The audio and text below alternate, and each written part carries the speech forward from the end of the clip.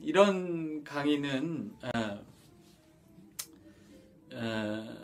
따로 성경 해석학이라는 강의를 가지고 해야 되지만 우리가 따로 그 시간을 낼 수 있을지 없을지 모르기 때문에 요한서신을 강의하고 또 매번 성경주해 강의를 할 때마다 이 큰 그림을 한번 제가 그려주도록 애를 쓰고 있습니다.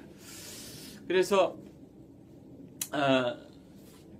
이 성경 해석학, 근데 여기 현대라는 말을 붙였는데 이거는 특별히 우리하고 가깝기 때문에 현대 성경 해석학들이 또 우리가 알게 모르게 여기저기서 배워서 성경을 해석할 때 우리의 전제로 이미 들어와 있는 부분을 점검하려고 하는 거죠.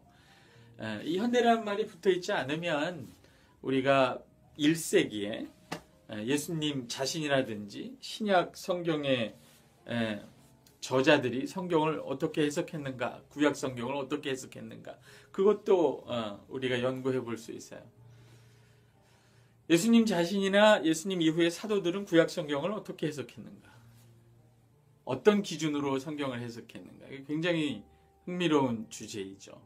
우리가 특별히 복음서라든지 신약의 구약 사용을 연구할 때 이 질문을 하지 않을 수 없죠. 어떤 식으로 구약을 해석했을까?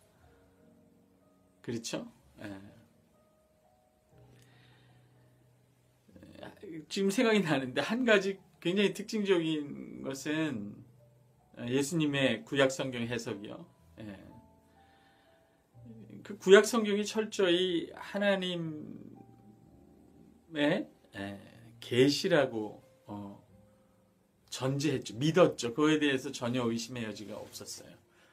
그것만 해도, 이 한 가지만 해도 이 신약 시대에 구약 성경을 어떻게 해석했는가라고 하는 굉장히 중요한 전제가 나와요.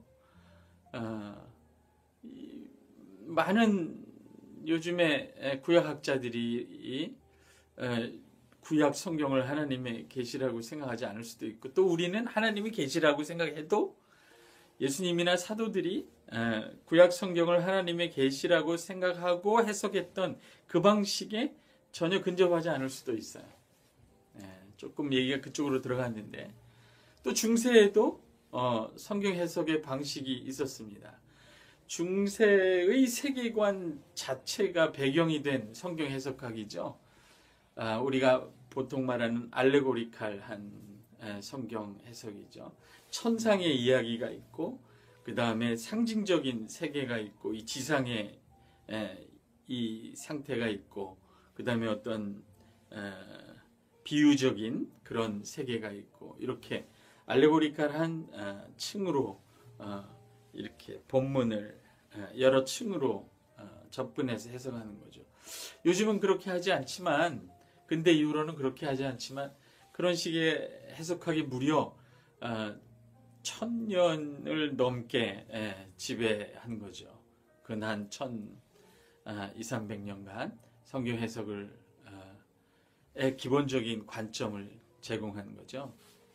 이렇듯이 성경 해석학은 우리가 의식하지 못하더라도 굉장히 우리 안에 이미 들어와 있는 것입니다. 한 번은 좀 학문적으로 점검할 필요가 있어요. 그래서 현대에 이르기까지 성경 해석학이 어떻게 전개되어 왔는지를 정말 핵심적인 것만, 간략한 것만 이야기하려고 합니다. 이 출발은 우리가 중세까지 대충 얘기했으니까 종교개혁 시대의 성경 해석학에서부터 출발하려고 하는데,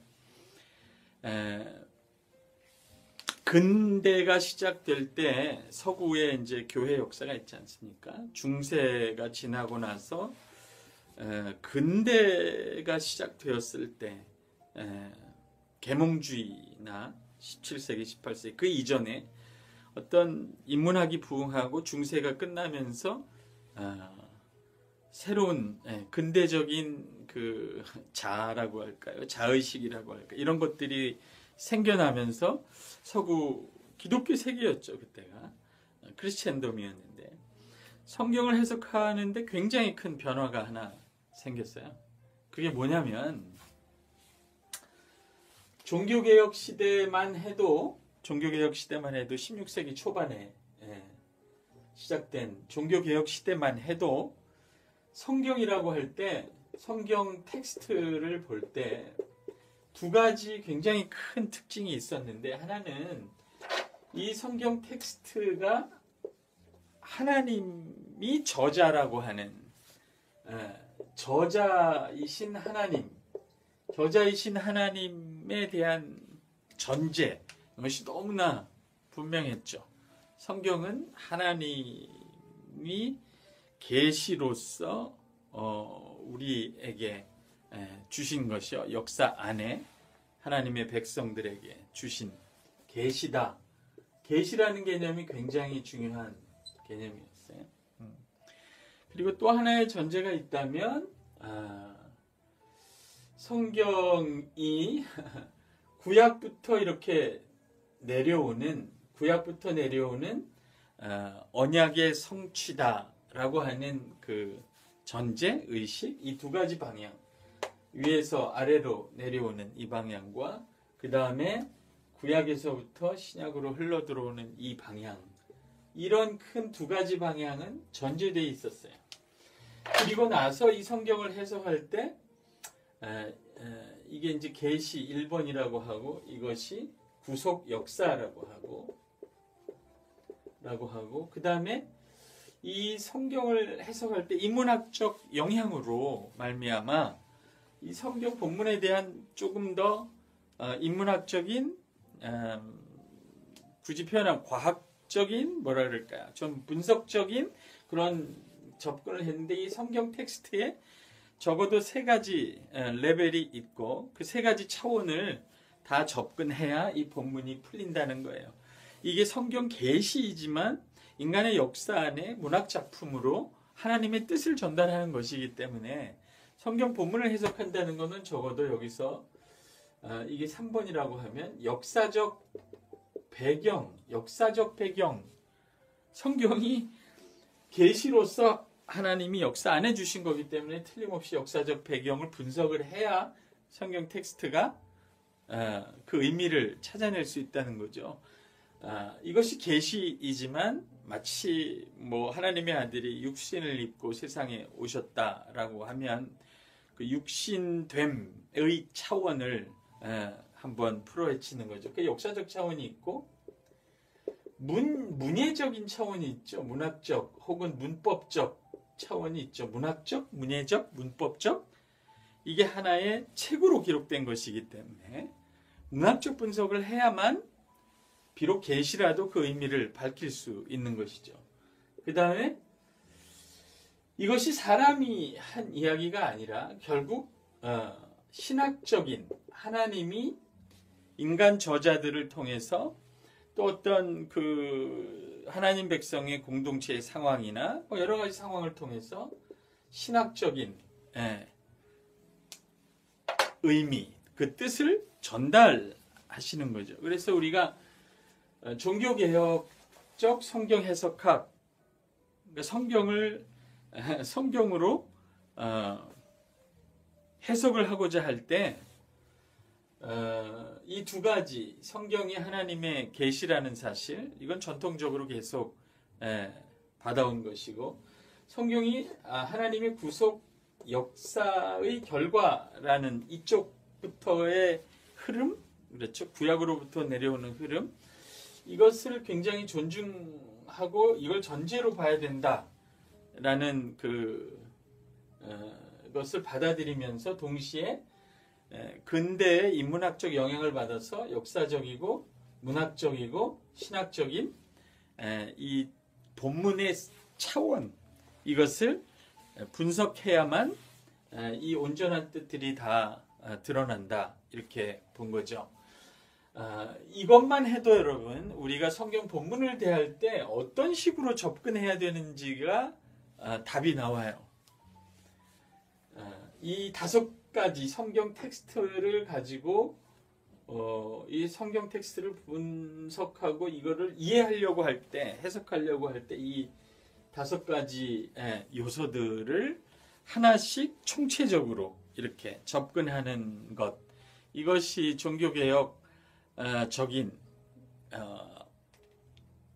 성경을 성경으로 해석하는 그런 어떤 뭐라 그럴까요? 우리가 찾을 수 있는 가장 합당한 방법이라고 생각하는 거죠. 우리가 분석하고 지금 해석하고자 하는 그 텍스트라는 것이 특별히 성경이기 때문에 이런 특징을 갖는 거죠. 성경은 우리가 분석하는 게 성경이기 때문에 성경이라는 텍스트가 갖고 있는 특징을 알고 인정하지 않으면 그 텍스트, 성경을 제대로 해석할 수가 없습니다, 여러분. 그 중에 가장 큰 특징이 성경이 스스로 자기 자신을 하나님의 계시라고 말하는 거예요. 예를 들면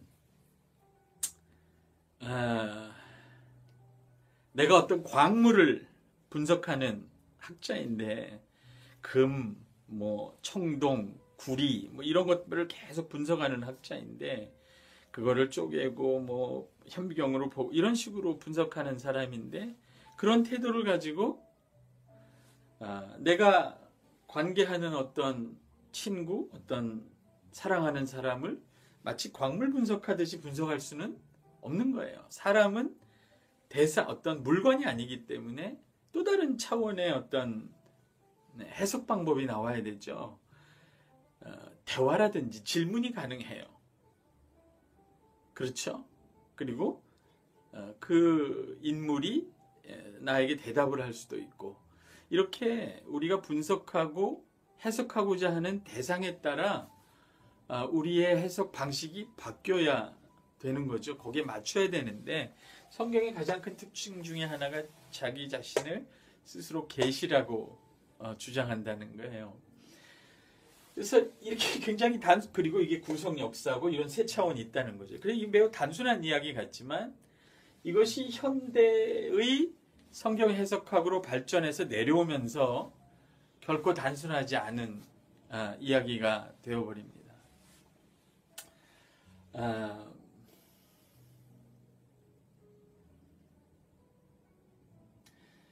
이 다음을 이야기하기 전에 지금 이게 한 15분 지났는데 그냥 여기서 멈추고 그 다음에 이런 종교개혁의 성경 해석학이 어떤 식으로 이후에 현대 오늘날 우리에게 이르기까지 전개되었는지 그 이야기는 우리 또 다음 차 시간에 이렇게 하도록 하겠습니다. 여러분 이거 한번 보시고 어떻게 생각하는지 또 질문이 있으면 질문 토의 그 섹션에 남겨주시면 좋겠습니다. 여러분 다음 회차에 또 보기로 해요.